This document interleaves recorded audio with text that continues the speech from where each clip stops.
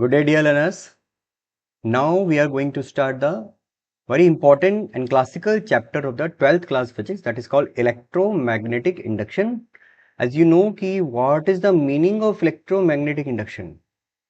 कि electro means study of charge, magnetic means हमने जो पढ़ा है magnetic field के लिए, and induction मतलब इनका आपस में क्या relation हो सकता है. That's हमारा core subject study है ना.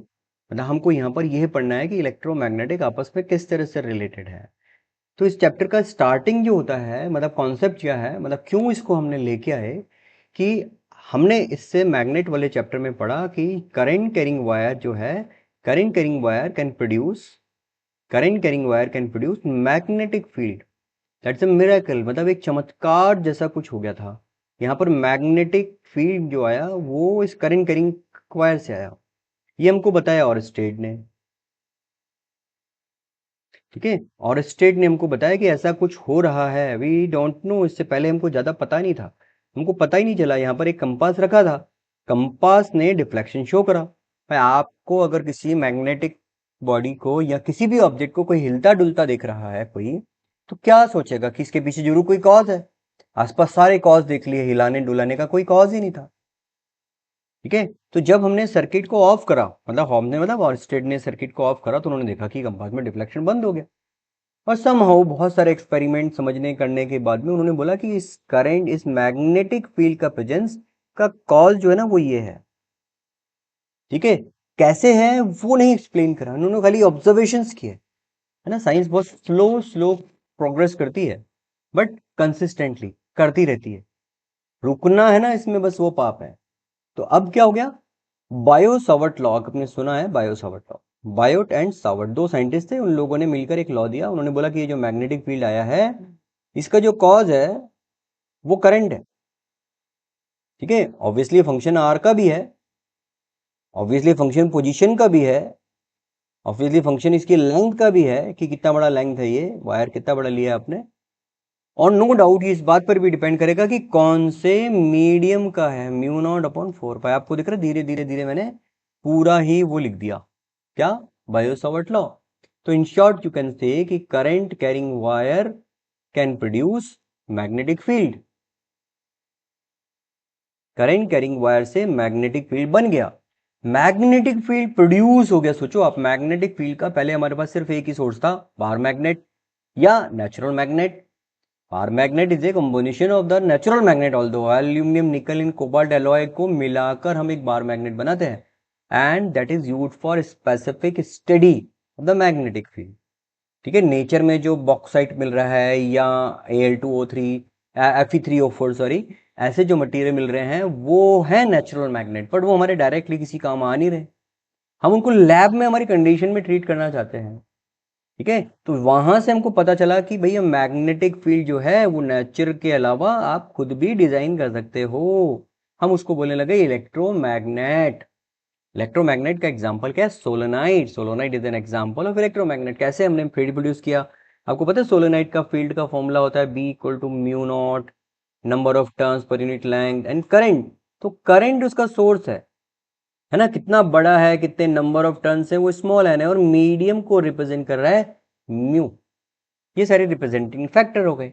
तो टिल डेट मतलब हमको तब तक ये पता चला कि मैग्नेटिक फील्ड जो आ रहा है वो करंट से आ रहा है.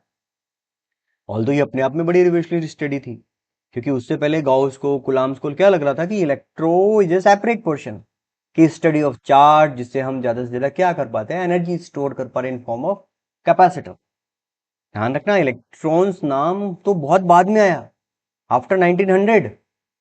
जे जे थॉमसन के experiment, electron, Rutherford bore theory, ये सारे आप सोचो कितना टाइम का गैप है, और ये सारी बात चल रही है 1800 की आसपास की. तो इलेक्ट्रो एक पोर्शन है जो ये बताता है कि चार्ज से इलेक्ट्रिक फील्ड आया. ये बता रहा है, आपस में कनेक्शन दिखने लग गया हमको इलेक्ट्रिक फील्ड का. अब आप बोलो ये करंट में इलेक्ट्रिक फील्ड कहां से आया भाई, आप तो करंट की बात करो. आप सोचो पर करंट कैसे आएगा, करंट आता है with the help of potential difference, और आपको पता है potential difference is directly related with the electric field, है ना. Source of constant potential difference is called the battery. ऐसा और बैटरी के दोनों टर्मिनल्स के बीच में क्या बनता है? Potential difference. पोटेंशियल डिफरेंस से हमको ये बात समझ में आती है। तो वी कैन से कि हम अगर अपन इस वाली बात को हटा दें तो electric field can be a source of magnetic field, है ना मेरा कल? देखो लगता नहीं है, हम क्या इतना आदत पड़ गई है ना देखने की, समझने की, चीजों को मिक्स करके देखने की, हम इसको डिस्क्रिमिनेट नहीं करते, बोले हाँ ये तो है ही। बट उस समय के हिसाब से बहुत चमत्कारी घटना थी, इलेक्ट्रिक फील्ड से मैग्नेटिक फील्ड बना। अब साइंटिफिक क्यूरियोसिटी क्या होती है, क्या बोलती है कि अगर इलेक्ट्रिक फील्ड कॉज है कहनी हाउ मैग्नेटिक फील्ड का, तो क्या मैग्नेटिक फील्ड से हम इलेक्ट्रिक फील्ड प्रोड्यूस कर सकते हैं, इंड्यूस्ड कर सकते हैं एक्चुअली क्या?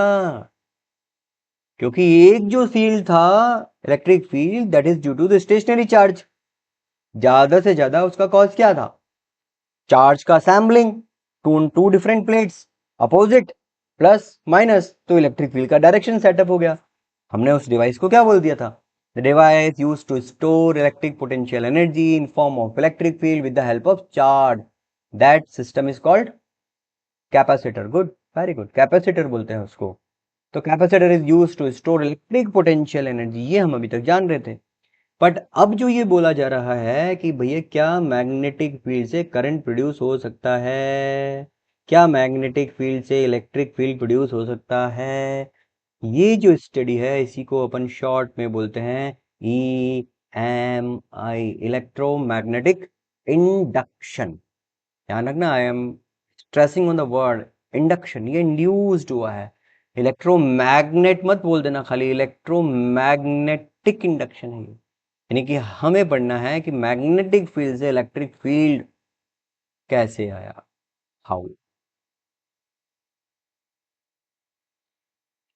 ओके, ये फिनोमिना जो है काफी मजेदार फिनोमिना होने वाला है, पर इसकी स्टडी के लिए हमको एक बहुत इंपॉर्टेंट टूल लगता है, और उस टूल को हम बोलते हैं, क्या बोलते हैं हम? Magnetic flux. That is called magnetic flux. इससे पहले हम मैग्नेटिक फ्लक्स के नाम पर क्या जानते हैं? हम इससे पहले कुछ फ्लक्स जैसी चीज जानते हैं, बट वो था electric flux. Electric flux is the measurement of number of field lines passing through given area. Similar definition देखो, magnetic flux associated with an area placed in the magnetic field is equal to the total number of magnetic lines of field passing normally through that surface area। अब अगर आपने यहाँ पर एक ये area consider करा है, ये एरिया कंसीडर करा है, आपको पता है एरिया वेक्टर का डायरेक्शन हमेशा परपेंडिकुलर टू द सरफेस होता है, तो ये रहा परपेंडिकुलर टू द सरफेस। अगर कहीं पर मैग्नेटिक फील्ड ऐसे आ रहा है तो इलेक्ट्रिक फ्लक्स की जैसे ही मैग्नेटिक फील्ड कैसे डिफाइन होगा, इसका इस डायरेक्शन का कंपोनेंट लेके आओ, that is called net electric flux through the surface. इसी को हम यहाँ क्या बोलते हैं बच्चों? इसी को हम बोलते हैं मैग्नेटिक फ्लक्स। और आप देखो कि ये डेफिनेशन बिल्कुल इलेक्ट्रिक फ्लक्स जैसी ही है, मतलब आप इसके साथ साथ अपने पहले वाली बात को भी रिवाइज कर सकते हो। इसको अगर मैं इलेक्ट्रिक फ्लक्स की जगह, मतलब मैग्नेटिक फ्लक्स की जगह इलेक्ट्रिक फील्ड फ्लक्स लिखना होगा, तो मैं लिखूंगा phi is equal to close integration E dot d A, dot product को खोलोगे तो कॉस थीटा आ जाएगा, तो यहाँ पर भी आ रहा है। और रिमेंबर, बहुत इंपॉर्टेंट बात है कि angle is the between, angle किस किस में है? एंगल है between B and A, B and A, है ना? अब ये क्यों बताना जरूरी है? जैसे क्या होता है कि अगर सपोज कहीं पर इलेक्ट्रिक फील्ड या मैग्नेटिक फील्ड ऐसे दिया हुआ है आपको, एंड समबडी सेज कि आवर कॉइल, हमारा एक कॉइल है which is placed at an angle of 30 degree, एक कॉइल है which is placed at an angle of 30 degree, तो अब आपने उस सर्कुलर कॉइल को 30 डिग्री पे प्लेस कर दिया, है ना? तो आपने जो प्लेस करा है वो ये एंगल है, coil is placed at an angle of 30 degree. अगर ये 30 है but we are requiring the angle between this area vector and this field, ये हमको चाहिए थीटा। आई मैं समझ में? शायद नहीं, पर इसको एक और बात से समझो कि अगर कोई बोलता है कि भैया ये अगर हमारा इलेक्ट्रिक फील्ड है या मैग्नेटिक फील्ड है, और किसी ने कॉइल को परपेंडिकुलर रख दिया। अब परपेंडिकुलर रख दिया तो यही समझ में आता है ना, परपेंडिकुलर ऐसे रख दिया। बट आप सोचो इस वाली कंडीशन में परपेंडिकुलर रखने के मतलब क्या हो गया, कौन सा एंगल की बात हो रही है, ये ऐसा। आई बात समझ में? परपेंडिकुलर रखने का मतलब हो गया ये बिल्कुल ऐसे रखा हुआ है, आपने रखाने का तरीका तो ये बताया है। हाँ, अगर कोई बहुत ज्यादा स्पेसिफिकली बोले कि an coil is placed in field such that its area vector makes an angle 30 degree, then okay. इसका मतलब बहुत समझदारी से क्वेश्चन वाला आपको क्या दे रहा है, दिमाग नहीं लगाने का परमिशन। वो ऐसे बोल रहा है कि आप सीधे सीधे ये लिख लो, एरिया वेक्टर ये रहा, और एरिया वेक्टर इसके साथ कितना एंगल बना रहा है, 30 degree. You can directly use this theta here, पर यहाँ पे नहीं कर सकते ना। इस पर्टिकुलर केस के लिए हमारे थीटा की वैल्यू क्या आ जाएगी, 0। और यू कैन चेक क्या, कि अगर कहीं पर फील्ड लाइंस ऐसा है और कहीं पर कोई कॉइल ऐसा है, तो क्या इससे मैक्सिमम फील्ड लाइंस जाएंगी? हाँ। वाई? बिकॉज ये है इलेक्ट्रिक फील्ड का डायरेक्शन या मैग्नेटिक फील्ड का डायरेक्शन, और यही एरिया वेक्टर है। तो angle between E and A is, बोलो, 0। 0 मतलब मैक्सिमम। कॉस थीटा लेने का यही लॉजिक बताया हुआ हमने पहले भी। तो आई थिंक आपको ये बात थोड़ी थोड़ी समझ में आएगी। देखो थोड़ी थोड़ी समझ में आनी होती है साइंस में, क्या धीरे धीरे धीरे आप पढ़ते जाओ, चलते जाओ, बढ़ते जाओ, तो फिर ये क्लियर हो जाता है। इसमें नहीं समझ में आना तब ही होता है जब अपन बीच से छोड़ के इसको भाग जाए, और भागते है नहीं। ठीक है, तो अब आपने देखा कि ये कैसा प्रोडक्ट है भैया, ये स्केलर है। तो आप बोलोगे फ्लक्स जो आएगा वो स्केलर क्वांटिटी आएगी। ये लिखा, स्केलर क्वांटिटी। इसका ऐसा यूनिट है वेबर, सीजीएस यूनिट है मैक्सवेल, इसमें यूनिट का बड़ा सारा काम है। 1 weber is equal to 10⁸ maxwell. ठीक है, कभी कंफ्यूजन हो ना प्लस में माइनस में, तो ये ध्यान रखो, ये है सीजीएस यानी कि स्मॉल, और वेबर जो है वो है एसआई, ये है बड़ा। तो बड़े के साथ छोटा नंबर मल्टीप्लाई होके ही छोटे के साथ बड़ा नंबर बना सकता है। आई बात समझ में?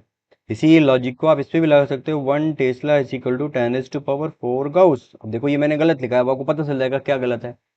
ये छोटा यूनिट है, ये सीजीएस यूनिट है, तो इसका मतलब इसके साथ आने वाला नंबर क्या होना चाहिए, बड़ा।